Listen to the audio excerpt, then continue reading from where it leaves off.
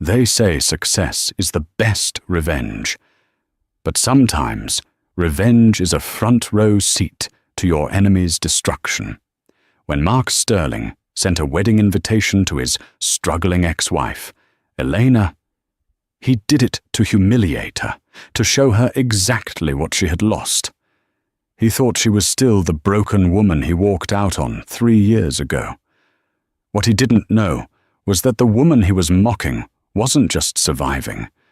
She was the secret owner of the multi-billion-dollar conglomerate he worked for. And she wasn't coming to the wedding to toast the happy couple. She was coming to burn his entire world to the ground. This is the story of how a CEO played the long game. The rain in Manhattan didn't just fall, it felt like it was trying to erase the city. Inside the humid warmth of Bean and Leaf, a small crowded coffee shop on 4th Avenue, Elena Vance sat in the back corner. She wore an oversized grey hoodie, faded jeans, and glasses that kept sliding down the bridge of her nose. To the casual observer, she looked like a tired freelancer or a graduate student drowning in debt. She was typing furiously on a battered laptop, her eyes scanning a complex spreadsheet involving mergers and acquisitions for the Southeast Asian sector. "Elena? Is that? Wow, it is you." The voice was familiar. It was a voice that used to whisper promises in the dark and shout insults in the light. Elena stopped typing. She didn't flinch, but her fingers hovered over the keys for a second too long before she slowly looked up. Standing there, dripping wet in a trench coat that probably cost more than the coffee shop's monthly rent, was Mark Sterling. He looked good. Annoyingly good. His jawline was sharper, his hair perfectly styled despite the weather, and on his wrist sat a Patek Philippe watch that he was making a conscious effort to display. "Mark," Elena said, her voice flat.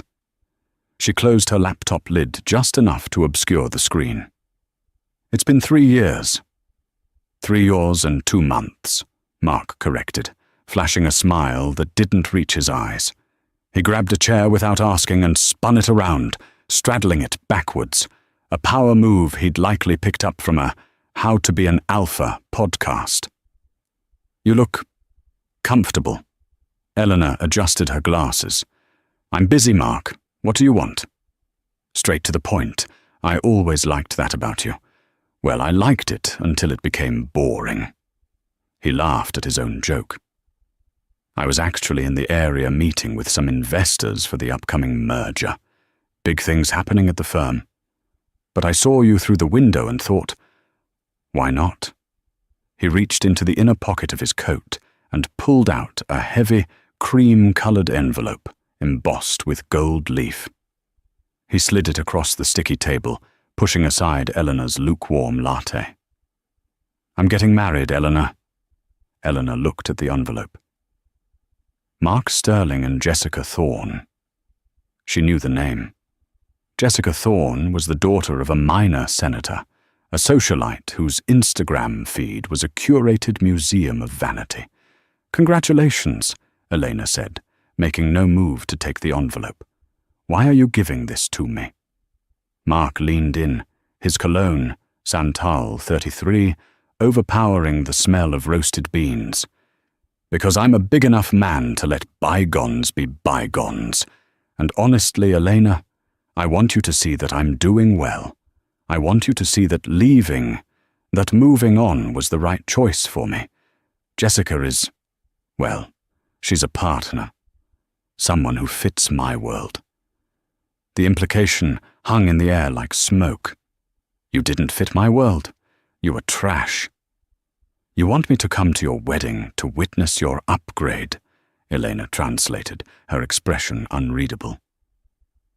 "I want you to come and enjoy the open bar," Mark smirked. "It's at the plaza next Saturday. Black tie. Try to find something nice at a thrift store, maybe. Or I can have Jessica send over something she was planning to throw out. She has a lot of last season Gucci." Elena felt a flare of heat in her chest, but she extinguished it instantly with ice-cold discipline. Mark had no idea. He saw the hoodie and the old laptop. He didn't see the woman who had spent the last 36 months building an empire from the ashes of her divorce settlement. He didn't know that the merger he just bragged about was being orchestrated by her holding company. "I'll be there," Elena said softly. She reached out and took the envelope. "I wouldn't miss it for the world." Mark stood up, buttoning his coat. He looked down at her with pity. "Good. It'll be good for you to get out of places like this. See how the other half lives. See you Saturday, Elena." He turned and walked out, checking his reflection in the glass door before pushing into the rain. Elena watched him go. Once he was out of sight, she opened the envelope. The invitation was tacky, too much gold, too much cursive. She pulled her phone out of her pocket. It was an encrypted, secure line device. She dialed a number. "Silas," she said, when the line clicked open. "Miss Vance, good afternoon," a crisp British voice answered. "Are we proceeding with the acquisition of Sterling Logistics?" "Yes," Elena said, a small, dangerous smile touching her lips. "But I want to expedite the final board review. And Silas, find out everything you can about a Mark Sterling. He's a mid-level director there." "Mark Sterling? Is there a problem with him?" "No problem," Elena said, watching the rain hit the window. "He just invited his boss to his wedding without realizing it. I think it's time I gave him a wedding gift he'll never forget." 2 days later, the atmosphere was drastically different. The headquarters of Helios Holdings occupied the top 10 floors of one of the newest skyscrapers in Hudson Yards. The view from the 90th floor offered a panoramic command of New York City, looking down on the ant-like cars and people below. The elevator doors, brushed steel and devoid of buttons, slid open silently. Elena Vance stepped out. Gone was the grey hoodie. Gone were the sliding glasses. Elena wore a tailored charcoal suit by Alexander McQueen, the sharp lines emphasizing her posture. Her hair was pulled back into a severe, elegant chignon. On her wrist was a vintage Cartier tank watch, and her heels clicked against the marble floor with the rhythmic precision of a ticking clock. "Good morning, Miss Vance," the receptionist said, standing up immediately. Elena nodded once, continuing her stride toward the double-glass doors at the end of the hall. Silas, her chief of staff, fell into step beside her. Silas was a man in his 50s, impeccably dressed, who knew where all the bodies were buried because he had helped Elena dig the graves. "The Sterling Logistics acquisition papers are on your desk," Silas said, handing her a tablet. "The current board of Sterling is panicked. They know a hostile takeover is imminent, but they don't know who the buyer is. They've codenamed the buyer Project Nemesis." "Fitting," Elena murmured, glancing at the tablet. "And the personnel file I asked for?" "Here." Silas tapped the screen, bringing up Mark's face. Elena walked into her office, a cavernous space of glass and chrome, and sat behind her desk. She projected the file onto the wall screen. Name: Mark Anthony Sterling. Position: Regional Director of Supply Chain, Sterling Logistics. Salary: $185,000, SIAM plus bonuses. Performance review: ambitious but reckless, tendency to overpromise, prone to interpersonal conflicts with subordinates. "He's mediocre," Elena observed, leaning back. "He walks around acting like he owns the city, and his own performance reviews say he's barely competent. He has been boasting about the office regarding his nuptials," Silas noted, a hint of distaste in his voice. "Apparently, he sent a company-wide email against protocol, inviting senior management. He claims he has connections to the new mystery buyers and that his wedding will be the networking event of the season." Elena laughed, a sharp, humorless sound. "He says he knows the buyer?" He claims the buyer is an old friend from his college days. He's using this lie to leverage a promotion to VP. Elena spun her chair toward the window, looking out at the skyline. He's digging his own grave, Silas. He thinks he's inviting a washed-up ex-wife to gloat. He thinks he's lying his way into a promotion.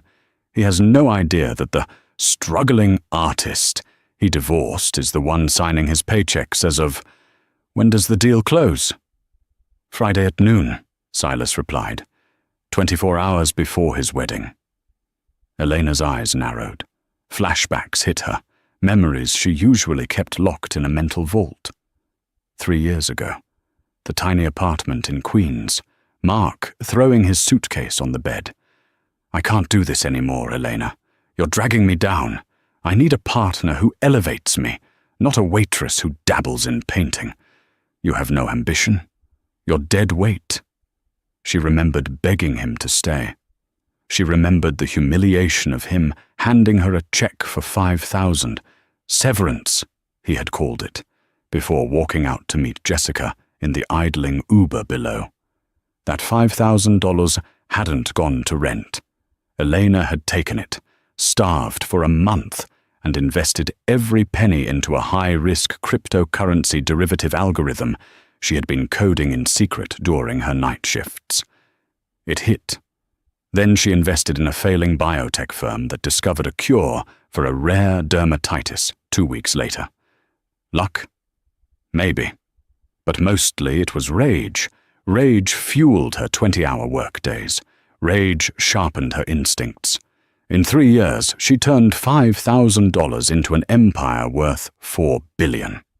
Silas, Elena said, snapping back to the present. Accept the invitation. Silas paused.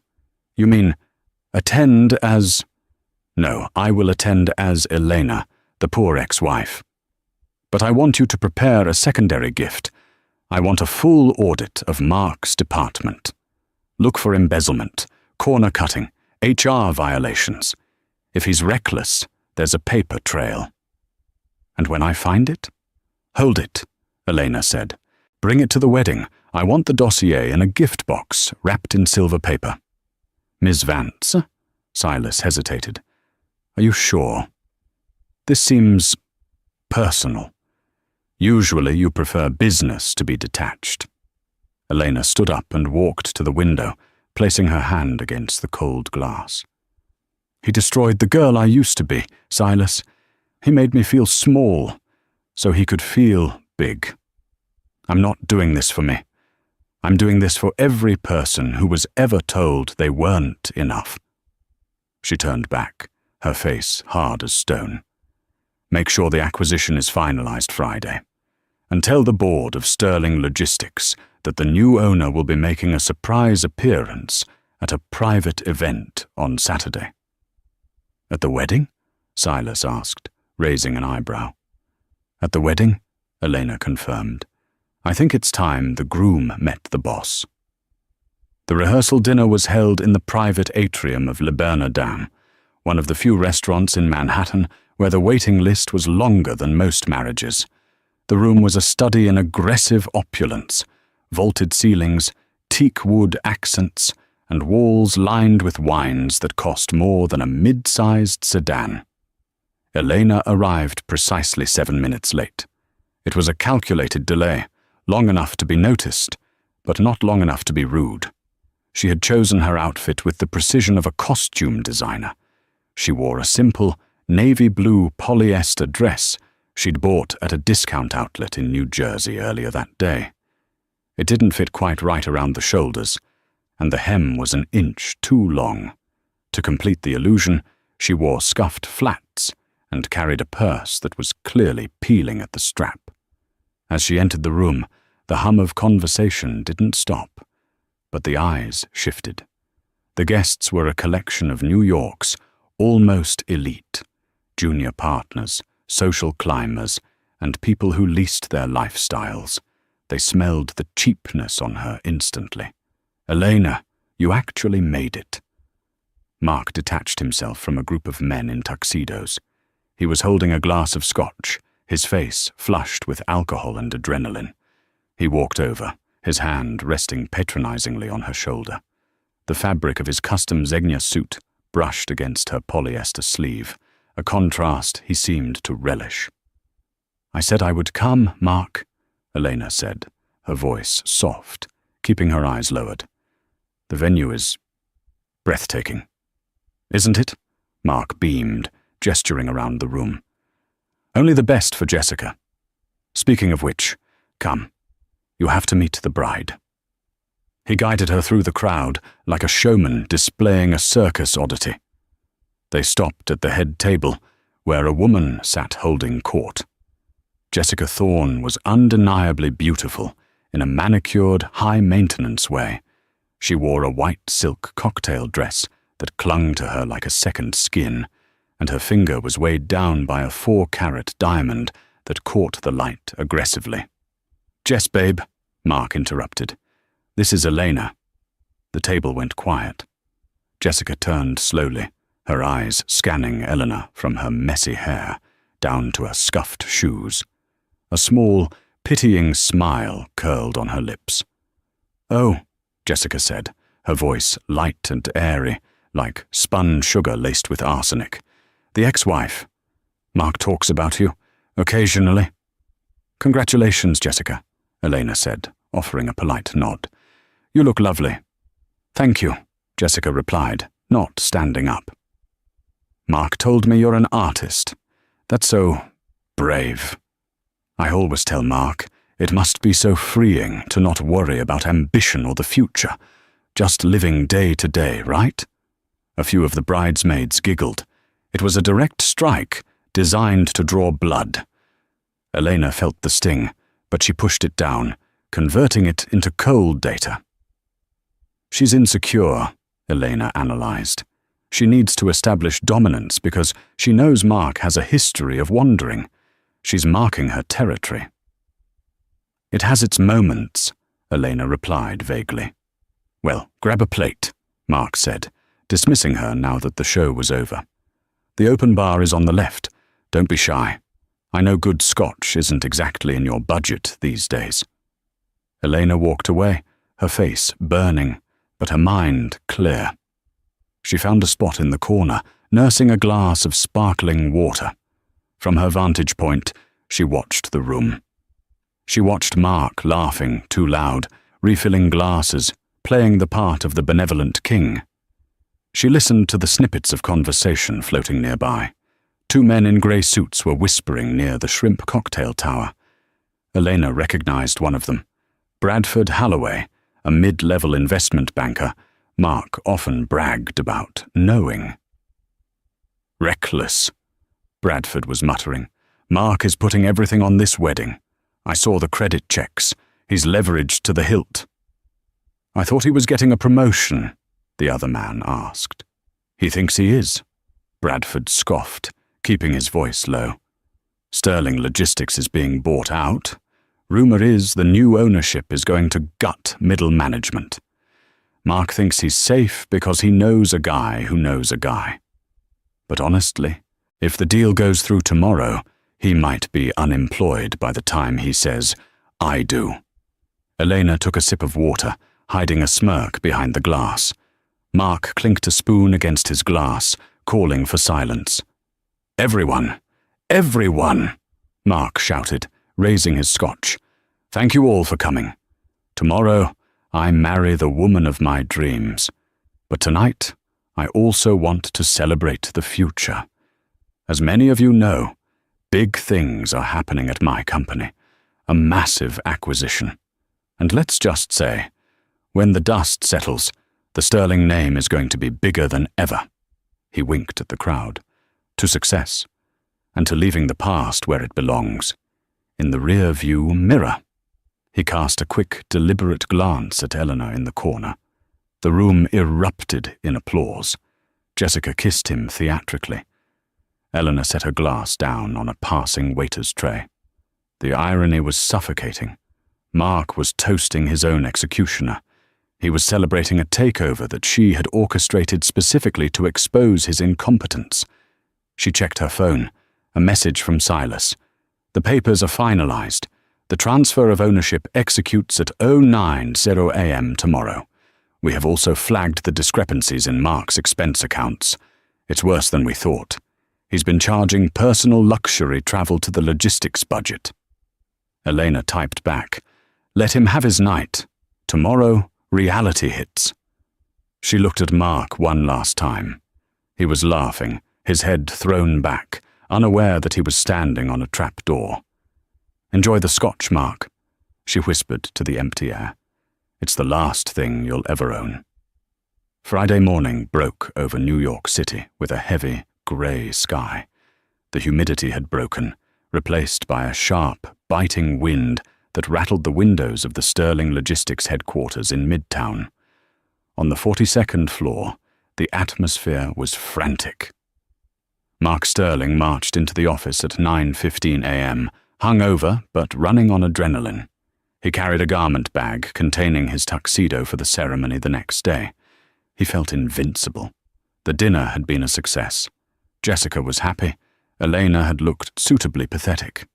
"Good morning, Janet," he barked at his assistant, not waiting for a reply. "Get me a coffee, black, and get the florist on the line. They're trying to substitute hydrangeas for orchids, and I won't have it." "Mr. Sterling," Janet said, her voice trembling. She wasn't looking at him. She was staring at her computer screen. You need to check your email. The board just sent a Priority 1 alert." Mark rolled his eyes. "Probably just the merger announcement. I told you this was coming." He strutted into his office, tossed the tuxedo onto the leather couch, and sat down. He wiggled his mouse to wake the computer. A red banner was flashing across the top of the company intranet. "Urgent. Ownership. Transfer complete." Mark smiled. Finally. He clicked the link, expecting to see the name of the shell company his friend Bradford had rumored, Orion Group or something similar. Instead, the header read, "Helios Holdings acquires Sterling Logistics for $1.2 billion, all operations now under review by Helios executive team." Mark frowned. Helios Holdings? He hadn't heard that name. He quickly Googled it. Helios Holdings, a private equity and tech conglomerate, known for aggressive restructuring. CEO, information, private, not listed. A cold drop of sweat slid down Mark's back. This wasn't the buddy deal he had bragged about. This was a corporate shark. His office phone rang. It was Arthur Sterling, the current and now former CEO. "Mark," Arthur sounded breathless, like he'd been running. "Have you seen the news? The buyer isn't Orion, it's Helios. They bypassed the initial offer and went straight to a hostile buyout of the majority shares." I see that, Arthur," Mark stammered, trying to regain his footing. "But this is good, right? A bigger valuation?" "We don't know who they are, Mark," Arthur yelled. "They're sending an interim auditor today, at noon. They want to see the department heads. Supply chain is first on the list. That's you." Mark's stomach dropped. Supply chain. For the last 18 months, Mark had been creative with the supply chain budget. He had categorized the deposits for the Plaza Hotel wedding venue as vendor conferences. He had listed the diamond ring purchase as mineral procurement, prototype. He thought he had time. He thought the friendly buyer Bradford mentioned wouldn't look too closely at the line items before Mark could move money around to cover the holes. Noon? Mark looked at his Patek Philippe. It was 9:45 a.m. "Arthur, I have a wedding tomorrow. I have a rehearsal at the church at 1. "Screw your wedding," Arthur screamed. "If you aren't in that boardroom at noon with the P&L sheets, you're fired before the ink dries. These Helios people are notoriously ruthless. They don't just fire people, they destroy them." The line went dead. Mark sat in the silence of his office. The hangover kicked in with a vengeance. His hand started to shake. He needed to cover his tracks. He began frantically typing, opening the internal ledger system. If he could just shift the vendor conference expenses to the Q4 projection column, it might look like a prepayment rather than a theft. Access denied. The screen flashed red. System locked by administrator, Helios Geo Audit Bot V4. No, no, no, Mark whispered, hitting the keyboard. Come on. Across town, in the silent, air-conditioned sanctuary of the Helios Holdings skyscraper, Elena sat in front of a wall of monitors. Silas stood behind her. He's trying to access the ledger, Silas noted, watching a line of code scroll rapidly on the screen. User, M. Sterling, attempting to modify entry, -4092. Elena took a sip of herbal tea. He's panicking. He realizes the audit is locked. Do you want me to grant him access? Give him enough rope to hang himself? No, Elena said calmly. The rope is already around his neck. If we let him change it, he might claim it was a clerical error. Leaving it locked preserves the crime. She tapped a button on her desk, zooming in on a live security feed from the Sterling Logistics building. She could see Mark through the glass wall of his office. He was pacing, loosening his tie, yelling into his cell phone. Look at him, Elena said, her voice devoid of joy, but heavy with satisfaction. He's not worried about the employees. He's not worried about the company legacy. He's worried that he won't be able to pay for the champagne tomorrow. The auditor is arriving in 2 hours, Silas reminded her. Are you going? No, Elena said. I'm saving my appearance for the main event. Let the auditor sweat him. Let him think he can talk his way out of it. It will make the fall so much harder. Back at Sterling Logistics, Mark slammed his phone down. He couldn't fix the numbers. He had to bluff. He straightened his tie. He was Mark Sterling. He was a salesman. He could sell ice to an Eskimo. He would walk into that boardroom at noon, charm the auditor, claim the discrepancies were a system migration glitch, and promise to have it sorted by Monday. He convinced himself of the lie. It's just a glitch. I'm the VP. They need me. He picked up his phone and dialed Jessica. Hey, baby, he said, forcing his voice to sound smooth. Listen, slight change of plans. I might be a little late to the church rehearsal. Just some corporate shuffling with the buyout. Big money stuff. You know how it is. Mark, Jessica's voice was sharp. My father is coming to the rehearsal. You cannot be late. I won't be. I promise. I'm just wrapping up a deal that's going to buy us that summer house in the Hamptons. He hung up, wiping sweat from his forehead. At 11:55 a.m., Mark walked into the boardroom. The other department heads were there, looking pale and nervous. Arthur Sterling sat at the head of the table, looking like he'd aged 10 years in 2 hours. At 12 p.m. exactly, the doors opened. It wasn't Elena. It was a team of 5 lawyers in black suits, led by a woman with severe glasses and a briefcase that looked like a weapon. This was the cleanup crew of Helios Holdings. Good afternoon, the woman said. She didn't sit down. I am Director Klein. Helios Holdings has assumed full control. We are freezing all assets, all accounts, and all hiring immediately. She looked around the table, her eyes stopping on Mark. Mr. Sterling? She asked. Mark puffed out his chest. That's me, Regional Director. We have some questions regarding the vendor conference in Cabo San Lucas last month, she said, pulling a file from her case, and the purchase of a 1942 Dom Perignon crate billed to office supplies. The room went dead silent. Arthur turned to stare at Mark with horror. Mark laughed nervously. Ah, yes, Director Klein, is it? That's a complex situation. I can explain. It's part of a client retention strategy. Save it for the official deposition, Klein said coldly. However, given the wedding tomorrow, we are willing to suspend the immediate suspension pending a full review on Monday morning. We wouldn't want to ruin a family event. Mark exhaled, his knees almost buckling. They were letting him go. They were giving him the weekend. "Thank you," Mark breathed. "I assure you it's all a misunderstanding." "We shall see," Klein said, closing the file. "Monday, Mr. Sterling, 8:00 a.m. Do not be late." Mark stumbled out of the meeting 10 minutes later, feeling like he had survived a firing squad. He was safe. For 48 hours he was safe. He could get through the wedding, charm Jessica's father into a loan, and pay back the company before Monday. He could fix this. He grabbed his tuxedo and ran for the elevator.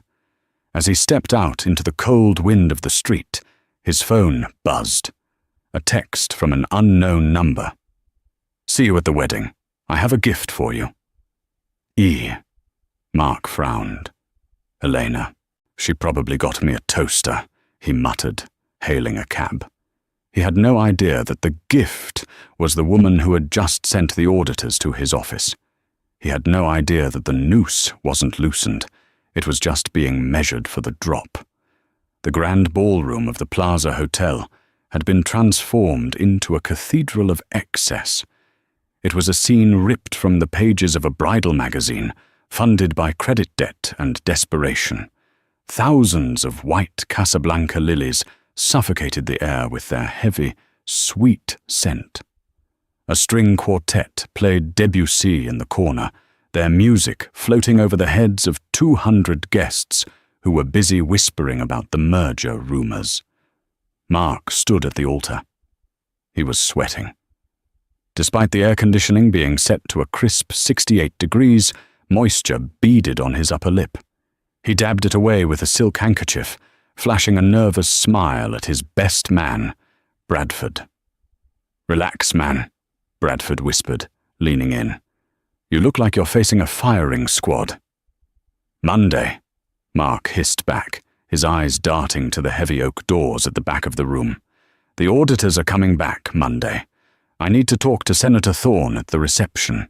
If he can float me a bridge loan, I can cover the books before Helios Holdings tears me apart." "Just focus on the girl," Bradford chuckled. The doors opened. The music swelled. Jessica walked down the aisle. She was a vision in a custom Vera Wang gown that cost more than Eleanor's entire college tuition. She looked triumphant, her eyes locked on Mark, or rather, on the lifestyle Mark represented. Mark forced his face into a mask of adoration. He had to play the part. He had to be the golden boy. But as Jessica approached, Mark's eyes wandered. They drifted past the senator in the front row, past the logistics partners in the middle, to the very back row, near the exit. There she was, Elena. She was sitting alone in the shadows of the mezzanine overhang. She was wearing the same ill-fitting navy dress from the rehearsal dinner. She looked small, insignificant, a relic of his past life that he had outgrown. Seeing her there, looking so out of place among the tuxedos and designer gowns, gave Mark a sudden, intoxicating rush of confidence. "I won," he thought. "I'm here, marrying a senator's daughter in the plaza. She's back there, counting pennies." The fear of the audit faded for a moment, replaced by pure ego. The ceremony was a blur of recited vows that meant nothing. "For richer, for poorer," Mark said, his voice steady. "In sickness and in health," Jessica replied, admiring her ring. When the officiant finally said, "You may kiss the bride," the room erupted in polite applause. Mark kissed Jessica, but his eyes were open, looking over her shoulder at the back of the room. Elena hadn't stood up. She wasn't clapping. She was just watching him, her face completely still, her eyes like dark glass. It sent a shiver down his spine, colder than the ice in the champagne buckets waiting outside. As the couple walked back down the aisle, petals raining down on them, Mark passed Eleanor's row. He couldn't resist. He slowed down just a fraction of a second, caught her eye, and winked. It was a wink that said, "Look at what you lost." Elena didn't blink. She simply inclined her head, a gesture that looked less like a greeting and more like a judge acknowledging a defendant before sentencing. The reception was a riot of noise and crystal. Waiters in white gloves moved like synchronized swimmers, pouring vintage Dom Perignon into flutes that never seemed to empty. The centerpieces were so tall that guests had to crane their necks to see each other across the tables. Mark was 3 glasses of champagne, deep and feeling invincible again. He had cornered Senator Thorne near the ice sculpture. "So, Robert," Mark said, leaning in too close, "I've got an investment opportunity opening up next week. Short-term, high yield. I thought of you immediately." The senator, a man who could smell desperation like a shark smells blood, swirled his drink. "Not tonight, Mark. Tonight is for dancing. We can talk business when your company isn't in the middle of a hostile takeover. I read the news. Helios Holdings, wasn't it?" Mark stiffened. "It's a friendly merger, Robert. I'm actually spearheading the transition." "Is that so?" The senator looked skeptical. "Well, let's see if you survive the transition first." He patted Mark on the shoulder and walked away. Mark ground his teeth. He needed a win. He needed to feel powerful. His eyes scanned the room and landed on table 19. The reject table. It was placed near the kitchen doors, far from the head table. Elena was sitting there, picking at her salmon. Mark grabbed a microphone from the DJ stand. The room quieted down, expecting a thank you speech. "Ladies and gentlemen," Mark boomed, his voice slightly slurred, "if I could have your attention." Jessica looked up from the head table, smiling expectantly. "I want to thank you all for coming," Mark said, swaying slightly. "It means the world to us. We have the best family, the best friends." He paused, a cruel glint entering his eyes. He pointed toward the back of the room. "We even have some old friends here. Everyone, give a hand to Elena, my first wife, sitting back there by the kitchen." The room went deadly silent. Guests turned, whispering. It was incredibly tacky, a breach of social etiquette that made everyone uncomfortable. "Elena, stand up," Mark laughed into the mic. "Don't be shy. I just want everyone to see that there are no hard feelings. I invited her because I wanted her to see what true love looks like. And hey, I wanted to make sure she got a decent meal this month." A few of Mark's drunk fraternity brothers laughed. The rest of the room cringed. Jessica looked horrified, not out of empathy, but because it was embarrassing her. Eleanor slowly set down her fork. She dabbed her mouth with a napkin. She stood up, but she didn't look embarrassed. She didn't look like she was about to cry. She looked bored. She picked up her purse and began to walk toward the stage. "Oh, she's coming up," Mark jeered. "Coming to give a toast, Elena? Maybe ask for a goodie bag." Elena didn't stop. As she walked, her posture changed. The slump of the defeated ex-wife vanished. Her shoulders squared. Her chin lifted. She walked with a predatory grace that silenced the room. She reached the center of the dance floor, 10 feet from where Mark stood on the stage. "Mark," she said. She didn't have a microphone, but her voice carried clearly through the silent room. "You always did have a problem knowing when to stop." "What's that supposed to mean?" Mark sneered. "Security. I think she's had too much to drink. Escort her out." 2 large security guards in black suits stepped out from the shadows of the ballroom. Mark pointed at Elena. "Get her out of here." The guards walked past Elena. They walked right up to the stage, and they stood in front of Mark. "What are you doing?" Mark demanded. "I'm the groom. I paid for this room." "Actually," a voice interrupted, "you didn't." The general manager of the Plaza Hotel, a man named Mr. Henderson, walked onto the dance floor. He was a man who bowed to no one, yet he walked straight to Elena and bowed deeply. "Miss Vance," Mr. Henderson said, his voice trembling slightly. "I apologize for the disturbance. We were waiting for your signal." Mark froze. The microphone dropped to his side. "Miss Vance? What is this?" Elena turned to the general manager. "Thank you, Henderson. Please bring the house lights up.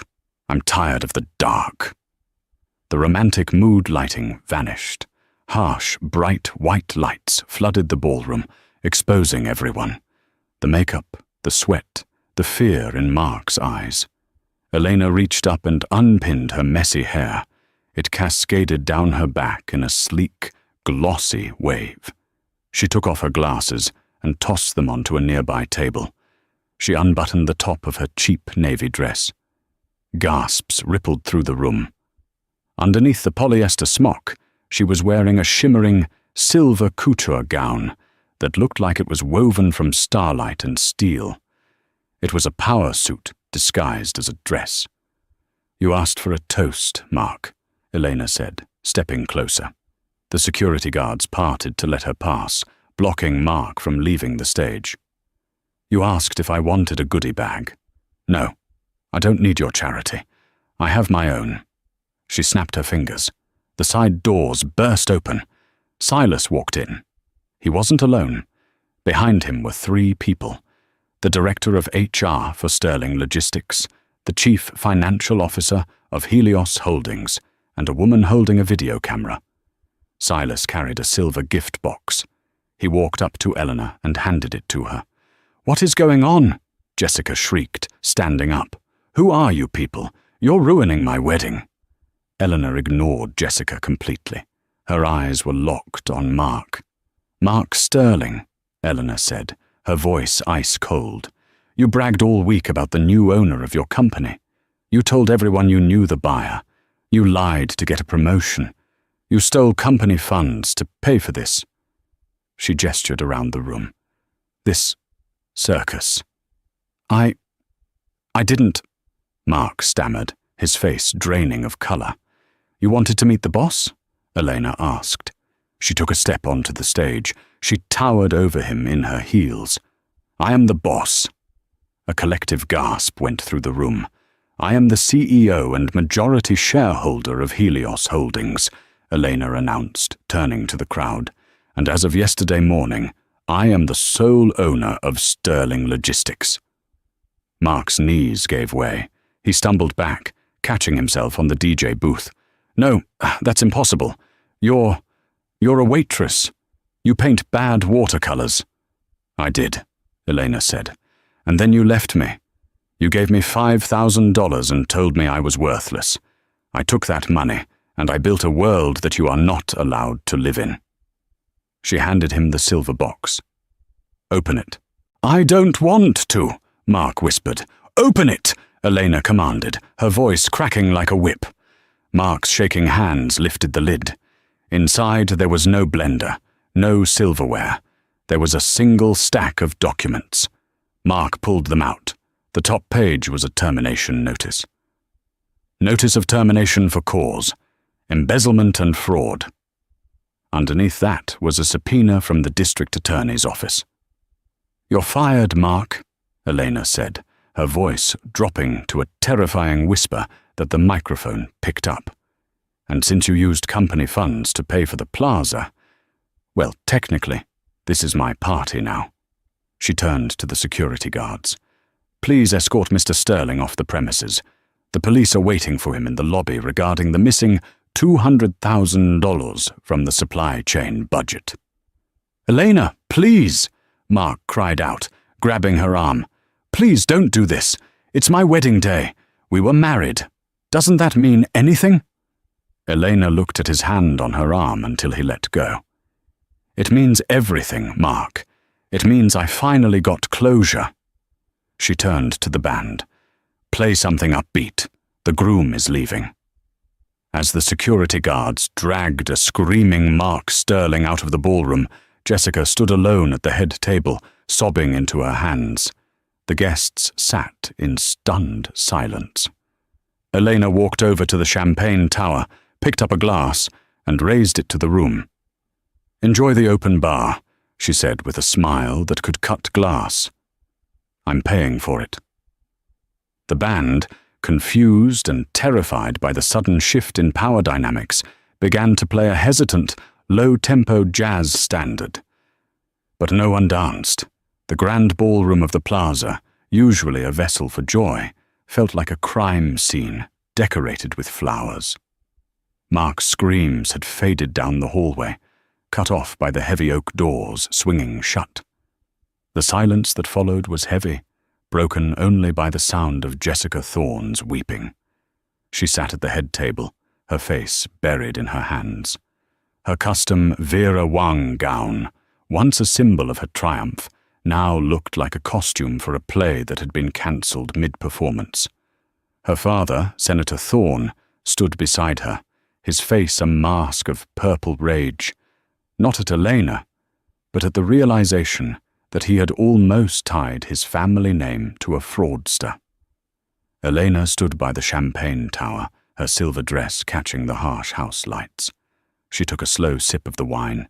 It tasted like victory, crisp and cold. She handed the glass to a passing waiter. Thank you.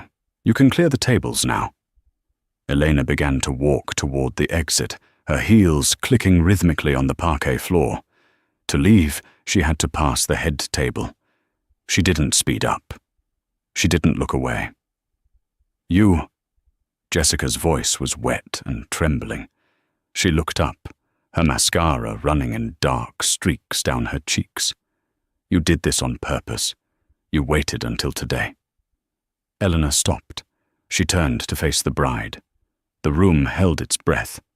I didn't choose the date, Jessica, Eleanor said, her voice calm, devoid of the malice Jessica wanted to see. Mark did. Mark chose to steal from my company to pay for this wedding. Mark chose to invite me to gloat. I simply attended the event I was paid for. You humiliated me, Jessica spat, standing up. Her hands were clenched into fists. You could have fired him on Monday. You could have done this in an office. You came here to destroy me. Elena looked at Jessica, really looked at her. She saw the insecurity, the vanity, but also the genuine pain of a woman who had just realized her Prince Charming was a con artist. Jessica, Elena said softly, stepping closer. I didn't ruin your life. I saved it. Jessica blinked, taken aback. Mark is $400,000 in debt, Elena revealed, her voice low enough that only the head table could hear. He has leveraged his credit cards in your name. He has been siphoning money from his department for 6 months to buy that ring on your finger.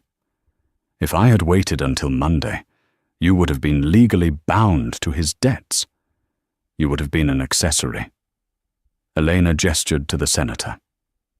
Ask your father. By arresting him before the marriage license is filed with the clerk on Monday, I gave you an out. You can annul this. You can walk away. The senator looked at Elena. He was a man who understood power dynamics better than anyone. He saw the steel in Elena's spine. He nodded, a slow, grave acknowledgement. She's right, Jessica, the senator grumbled, placing a hand on his daughter's shoulder. He played us. Miss Vance did us a favor. Jessica looked from her father to Elena. The anger drained out of her, replaced by a hollow shock. She looked down at the massive diamond ring, a ring bought with stolen money. She slid it off her finger and dropped it onto the table. It made a dull, heavy sound. He told me you were nothing, Jessica whispered, staring at the empty table. He said you were just a hurdle he had to jump over.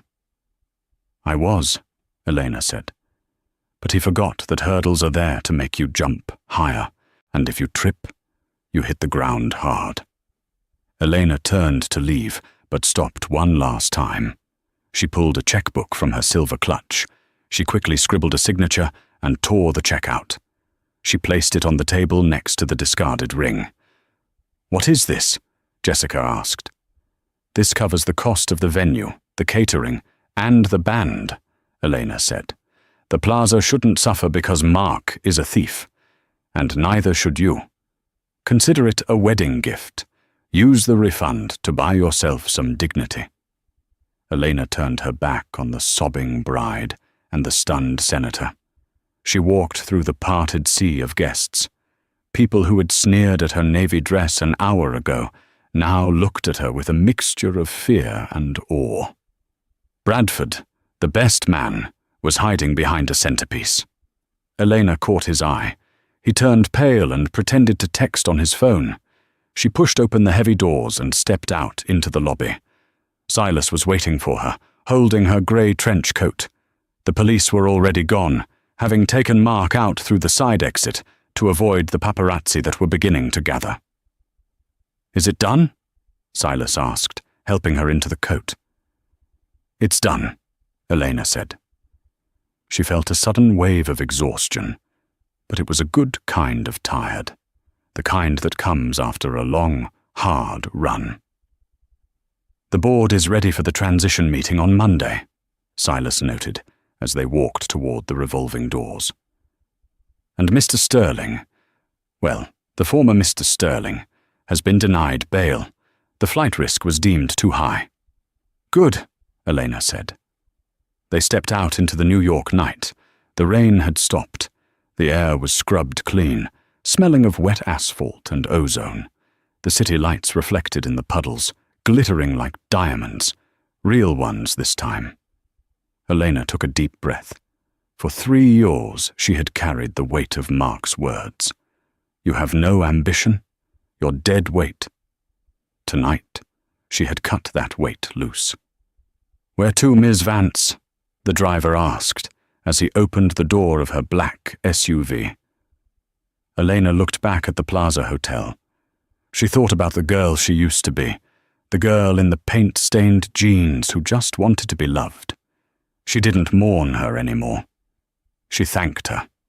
That girl had survived so this woman could rule. "Home," Elena smiled, getting into the car. "I have a merger to finish on Monday." As the car pulled away, merging into the stream of traffic, Elena Vance didn't look back. The rearview mirror was for people like Mark. Elena was only interested in the road ahead.